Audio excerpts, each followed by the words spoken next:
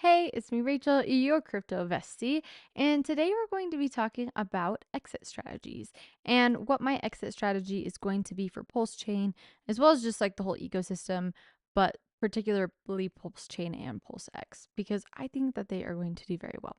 And they have been launched and released for over a year now, and so that's really exciting just to have that standpoint, but then also the whole bull bear market cycle that we are in is we are in a bull market right now, approaching altcoin season, as well as just some other exciting things that are going to happen. But before we get into the actual video, make sure that you hit the like and subscribe, because I am here to tell you exactly what I'm doing within my own portfolio and also to give you how-to videos, because those are things that I like to make and I like to provide educational content to you, because sometimes crypto can be hard. And sometimes all we need is someone to say it in a very plain, simple way that is straightforward. So that's what I'm here to do. And so make sure that you subscribe so you can continue seeing my content. All right, to jump right in, Pulse Chain and the token Pulse, as well as PulseX, which that token is also PulseX, are the two tokens that I'm going to be talking about of when I'm going to start DCAing out. So if you don't know what DCA is, it's dollar cost averaging. And typically people talk about this in the form of how they invest into crypto. But the hard thing is people don't really talk about how they take money out of crypto. And so that is why I'm here today, is I'm actually going to be talking about all of that. But this is not financial advice. None of this is financial advice. You need to do your own research. You need to make your own plan. And this is just what I am personally going to be doing. So within PulseChain and PulseX, obviously this is the first bull cycle that they will have been in, which is really exciting, honestly, because like it has so much potential, but typically it can take maybe one or two to really get a coin going. So I do want to say that in the preface of this video, that as you make your exit strategy plan, it's something that you should probably think about. Also, you should have an exit strategy. If you don't have an exit strategy, what are you doing? Having an exit strategy is better than having an investing strategy, because you can throw money at a wall, but if you're not actually going to be taking anything out, you're not going to be making any money. So having an exit strategy is the single most important thing to becoming wealthy in crypto. Hence me doing this video. All right. So what I'm doing is I'm going to watch my Pulse and my PulseX and see when they hit specific markers that I'm personally comfortable with. So say it's watching your money double or triple or quadruple. You are going to put a set point of when you are going to start DCAing out of the specific crypto. So in this case, Pulse or PulseX. You're going to put those limits of when you are going to have that happen. Then, as that happens, you are going to set different marks.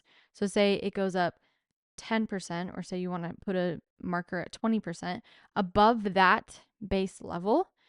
Then you take out, say, 10% of your gains, or you can take 10% out of your total. So it's about having literally this ladder stack of when you are going to DCA out.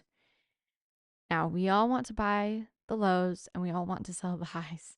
But again, if you do that, you're probably not going to make any money from crypto. And you'll probably end up FOMOing out or in or whatever. And that is why we have a plan, is because if we have a plan, we can stick to it and we can still see gains because of having a plan.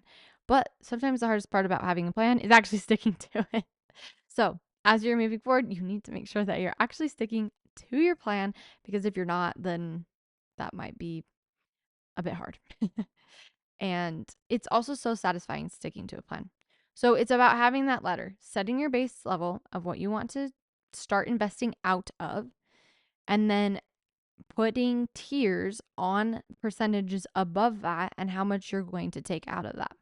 Now, what I'm personally going to do is I obviously have real world goals in my life of what I want to do with my crypto. But also, I want to keep some of the money within crypto, because why would I kill the golden goose that just keeps giving?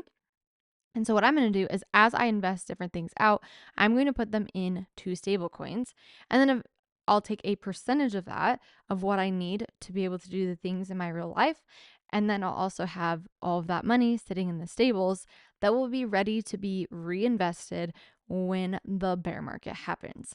And eventually I'll post a video about my investing strategy when the bear market happens and what my strategy is with reinvesting the coins and the money that I DCA'd out. And then I'm just going to DCA back into it when it's a lower price.